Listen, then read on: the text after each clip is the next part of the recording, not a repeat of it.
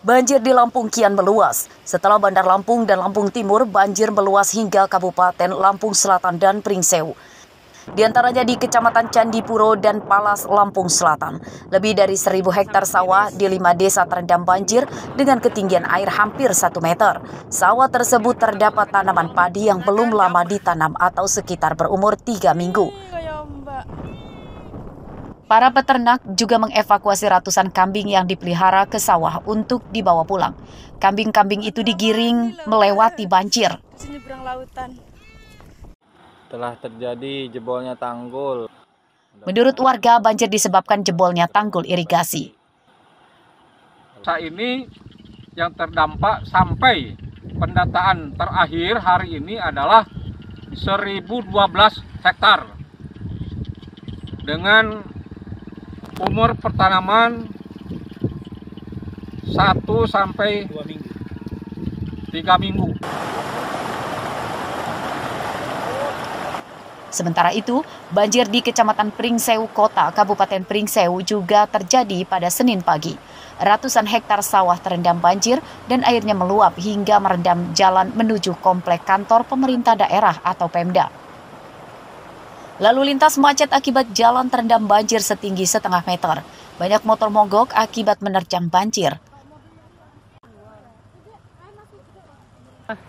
Selutut kaki. Ya. Ini motornya mogok atau gimana? Mogok, ngancing. Hah? Ngancing. Ngancing.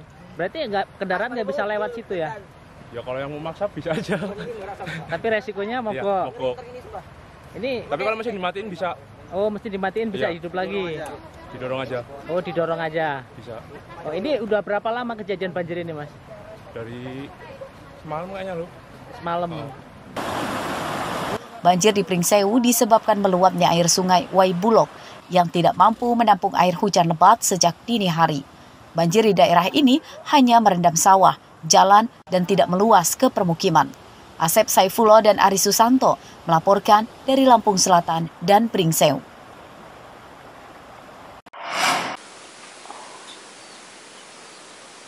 Banjir bandang di Bandar Lampung yang terjadi pada hari Jumat lalu jadi yang terparah sepanjang waktu. Dari 20 kecamatan yang ada, 16 diantaranya terdampak banjir bandang. Berdasarkan data BPBD Bandar Lampung pada Senin siang, banjir merendam lebih dari 14.000 rumah di 79 kelurahan. Banjir juga menewaskan 2 orang. Korban tewas pada banjir itu adalah Suwendi, warga Wailuni, dan Baktiar, warga Kelurahan Pahoman, Kecamatan Enggal. Sedangkan untuk kendaraan yang rusak diperkirakan mencapai ribuan unit dan terbanyak adalah sepeda motor. 16 kecamatan, 79 kelurahan. Jadi data dari kecamatan itu rumah yang terdampak itu ada 14.432. Lalu terkait dengan fasilitas, harapan itu kita konfirmasi dengan camat. Untuk upaya sendiri Pak, penyaluran air bersih dan posko-posko mungkin ada nggak Pak dari BPBD Pak? Baik, terkait dengan penyaluran air bersih, jadi memang pasca daripada banjir kemarin itu pertama kita adalah pembersihan rumah-rumah warga sama pendistribusian air bersih. Bahkan hampir seharinya itu bisa 8 trip kita mengirim. Selain merusak rumah warga, banjir juga merusak infrastruktur seperti jembatan, jalan hingga sekolah. Untuk mencegah banjir terjadi lagi, pemerintah akan segera menormalisasi atau mengeruk sungai. Tadi kami sudah laporkan dengan Pak Gubernur untuk rehabilitasi masalah sungai, pendangkalan tadi mulai digeruk, kemudian mengenai masalah rehabilitasi lainnya yang roboh segera dibantu dengan pusat, tapi juga kami juga daerah juga akan juga membantu juga turun ke lapangan juga. Untuk posko-posko kesehatan seperti apa Pak? Oh iya, setiap puskesmas sudah standby 24 jam, jadi memang wilayah sini sudah pada itu semua, bergerak semua. Bantuan bagi korban banjir dari pemerintah juga mulai berdatangan ke warga korban banjir. Di antaranya di Kelurahan Wailuni, Kecamatan Panjang, Bandar Lampung. Petugas juga telah mendirikan beberapa posko korban banjir. Jeffrey Arifin melaporkan dari Bandar Lampung. Kerja. Hari ketiga setelah banjir bandang Bandar Lampung, sejumlah wilayah yang terdampak belum sepenuhnya pulih. Di antaranya adalah para pelajar yang masih diliburkan karena sekolah mereka masih kotor tergenang lumpur bekas banjir. Di antaranya terpantau di Sekolah Dasar Negeri 1 Wailuni, Kecamatan Panjang. Hingga Senin siang kemarin, aktivitas belajar mengajar di sekolah masih diliburkan. Para murid, guru, dan warga bergotong royong menyingkirkan lumpur yang menggenangi sekolah. Pada banjir bandang lalu, sekolah ini terendam banjir setinggi lebih dari 1 meter. Akibatnya, fasilitas belajar mengajar seperti meja, kursi, hingga buku pelajaran rusak. Kelas 3, kelas 1 dan kelas 3 itu diliburkan. Yang hadir itu kelas 4 sampai dengan kelas 5. Bantuan tugas beres. Mungkin untuk KBM, sementara ini kita belum menjalankan KBM. Karena kita bersih-bersih dulu. Ruang-ruangan itu ada 12 ruangan yang kena banjir. Ruang kepala sekolah, ruang guru, ruang perpustakaan, pokoknya semua ruangan kena.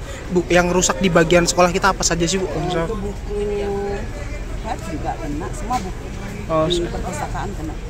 Kondisi belum pulih akibat terdampak banjir juga terjadi di permukiman warga. Ratusan rumah dan jalan masih kotor oleh genangan lumpur bekas banjir. Warga menyatakan sudah mendapatkan bantuan berupa bahan, air bersih, hingga selimut. Ini yang baru ini terima ini dari kemarin memang beras sudah ada, makanan kaleng mie itu sudah masuk. Obat-obatan Pak? Ya? Obat-obatan sendiri udah Kalau masuk? obat-obatan memang belum. Tapi kita udah koordinasi dengan Puskes. Tapi karena di sini situasinya kemarin airnya masih tinggi, jadi kita diarahkan ke Puskes. Kita langsung sana diarahkan. Kelurahan Wailunik, Kecamatan Panjang jadi yang terparah terdampak banjir bandang pada hari Jumat lalu. Wilayah ini dekat muara laut atau hilir seluruh sungai di Bandar Lampung. Banjir tidak hanya merendam ratusan rumah, namun juga gudang pabrik hingga jalan raya. Jeffrey Arifin melaporkan dari Bandar Lampung.